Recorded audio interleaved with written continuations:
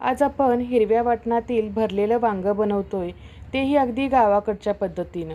आणि ही भाजी आज आपण मातीच्या भांड्यामध्ये बनवतोय, त्यामुळं या भाजीची टेस्ट अजूनच वाढणार आहे.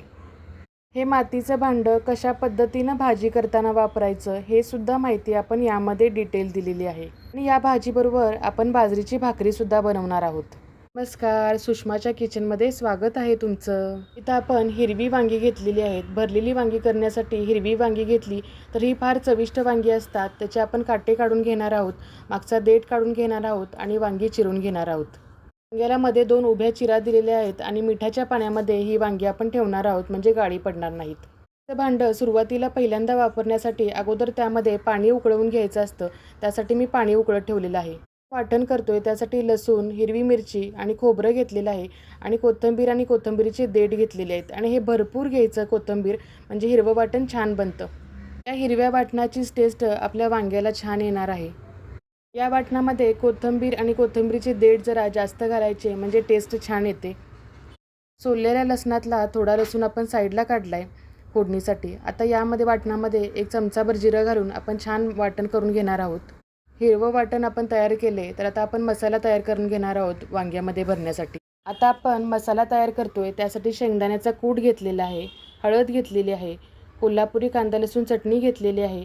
आपण जे वाटण तयार करून घेतलेलं आहे ते घेणार आहोत. शिवाय 2 चमचे आपण यामध्ये तेलही घालणार आहोत. आता या मसाल्यातच चवीनुसार मीठसुद्धा आपण घातलेलं आहे, म्हणजे मीठ सगळीकडे लागणार आहे, वांग्याच्या आतमध्ये सुद्धा भरलं जाणार आहे. आता हा तयार मसाला आपण वांग्यामध्ये भरून घेणार आहोत. दाबून दाबून भरायचा, म्हणजे मग वांग्यातनं बाहेर येणार नाही. भाजीमध्ये बऱ्याच वेळेला पसरतोच, परंतु असा दाबून भरला म्हणजे व्यवस्थित बसतो.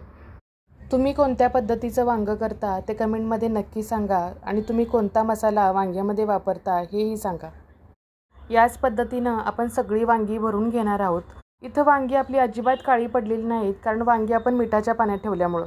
पाणी उकळून घेतलं, ते ओतून टाकलं आपण पाणी आणि आता आपण भांड्यामध्ये तेल घालणार आहोत भाजीसाठी. तिच्या भांड्यामध्ये भाजी करताना गॅस अगदी सुरुवातीला कमी ठेवायचा, अजिबात मोठा ठेवायचा नाही, नाहीतर भांडं तडकतं. तेल छान गरम झाल्यानंतर आपण यामध्ये जिरे मोहरी घातलेली आहेत. ती तडतडल्यानंतर आपण त्यामध्ये 3 ते 4 पाकळ्या लसूण ठेचून घातलेला आहे.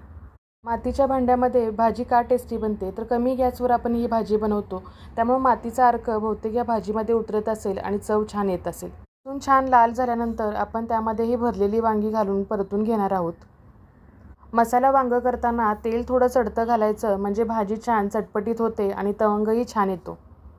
सुरुवातीला वांगी ही कमी गॅसवर तेलावर छान परतून घ्यायची. गॅस कमीच आहे, त्यामुळे स्लो प्रोसेस आहे अगदी, त्यामुळे वेळ लागतोय मला थोडासा ही वांगी भाजायला. आता यामध्येच आपण जे वाटण राहिलं होतं वांग्यामध्ये भरून राहिलेलं, ते वाटणही आपण तेलामध्येच परतून घेणार आहोत या वांग्याबरोबरच. गॅस आपण अजून कमीच ठेवलेला आहे. जोपर्यंत यामध्ये पाणी घालत नाही तोपर्यंत कमी गॅसवरच मातीच्या भांड्यामध्ये भाजी बनवायची. एक निवेदन करते, माझ्या चॅनलवरती नवीन असाल तर चॅनलला नक्कीच सबस्क्राईब करा आणि बेल आयकॉनला क्लिक करा. आणि फेसबुकवरून पाहत असाल तर फॉलो करा आणि लाईक करायला विसरू नका, म्हणजेच अशाच पारंपरिक आणि नाविन्यपूर्ण रेसिपी तुम्हाला पाहता येतील. वाटणाचं भांडं धुवून थोडंसं आपण यामध्ये पाणी घातलेलं आहे, की जेणेकरून आपला मसाला करपला नाही पाहिजे. जोपर्यंत वांग्याला तेल छान सुटत नाही तोपर्यंत यामध्ये आपण पाणी घालणार नाही, म्हणजे तेलामध्येच आणि वाटणामध्येच आपण 50% ही वांगी शिजवून घेणार आहोत सुरुवातीलाच. एक 5 ते 7 मिनटं छान परतल्यानंतर वांग्याला इथं पाहू शकताय तेल छान सुटले. तर आता यामध्ये आपण लागेल तसं पाणी घालणार आहोत. इथं मी अर्धा ग्लास पाणी घातलेलं आहे सुरुवातीला. तुम्हाला जर जास्त पातळ पाहिजे असेल तर जास्त पाणी घालू शकता. आता यामध्ये पाणी घातल्यानंतर आपण गॅस थोडा मोठा केला तरी चालू शकतो. आता गॅस मी थोडा मोठा केला आहे तर लगेच आपल्या वांग्याला उकळी छान आलेली आहे. आता झाकण ठेवून आपण 10 ते 15 मिनटं छान वांगं शिजवून घेणार आहोत. एक 10 मिनटं झाल्यानंतर मी वांगं उघडून पाहिलं तर शिजले का ते पाहिलं तर शिजलं नाही, म्हणून मी परत एकदा वांग्यावर झाकण ठेवून परत आपण वांगं छान मऊ होईपर्यंत शिजवलेलं आहे. काढून आपण 5 मिनटं वाफ द्यायला ठेवणार आहोत. तोपर्यंत आपण भाकरी करून घेऊया याबरोबर खाण्यासाठी. इथं बाजरीची भाकरी आपण थापून घेतलेली आहे, तव्यावरती टाकून पाणी लावून घेतलेलं आहे.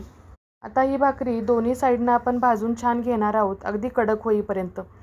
तुम्हाला कोणती भाकरी या भाजीबरोबर खाण्यासाठी आवडेल ते कमेंटमध्ये नक्की सांगा. ही भाजी बाजरीची भाकरी असू दे, ज्वारीची भाकरी असू दे, चपाती असू दे किंवा भात असू दे, त्याबरोबर अगदी छानच लागणार. इथं पाहू शकताय मस्त चमचमीत असं आपलं वांगं तयार झाले. माझ्या आत्तासुद्धा वांग्याची भाजी बघून तोंडाला पाणी सुटले. तर तुम्हालाही खावीशी वाटली का ही वांग्याची भाजी पाहताक्षणी? लपथपीत चमचमीत असं आपलं भरलेलं वांगं तयार झालेलं आहे. पाहताक्षणी तोंडाला पाणी सुटेल इतकं भारी वांगं झालं हे. शिवाय मातीच्या भांड्यामध्ये शिजवल्यामुळं त्याची चव अजूनच जास्त वाढलेली आहे. खरंच या पद्धतीनं मातीच्या भांड्यामध्ये अशी भाजी एकदा नक्की ट्राय करून पहा. इतकी भारी भाजी लागते ना, खरंच काय सांगू. आता बाजारामध्ये भरपूर प्रमाणात वांगी मिळतात, तर अशी वांग्याची भाजी नक्की ट्राय करून पहा. आता हे वांगं आपण सर्व करूया प्लेटमध्ये. तुम्ही हे कशाबरोबरही खाऊ शकता. तर मी इथं बाजरीची भाकरी देणार आहे या वांग्याबरोबर. ही मिनी वांग्याची थाळी तुम्हाला जर आवडली असेल तर नक्की तुमच्या फ्रेंड सर्कलमध्ये ह्या भाजीची रेसिपी शेअर करा आणि तुम्ही ही भाजी नक्की ट्राय करून पहा. इथं आपण वांग्याची भाजी दिलेली आहे, त्याबरोबर बाजरीची भाकरी दिलेली आहे. शिवाय त्याबरोबर कांदा तर पाहिजेच आणि शिवाय हिरवी मिरची पण आपण देऊया. चमचमीत अशी भरलेल्या वांग्याची ही रेसिपी तुम्हाला आवडली असेल तर प्लीज लाईक करा, शेअर करा, सबस्क्राईब करा.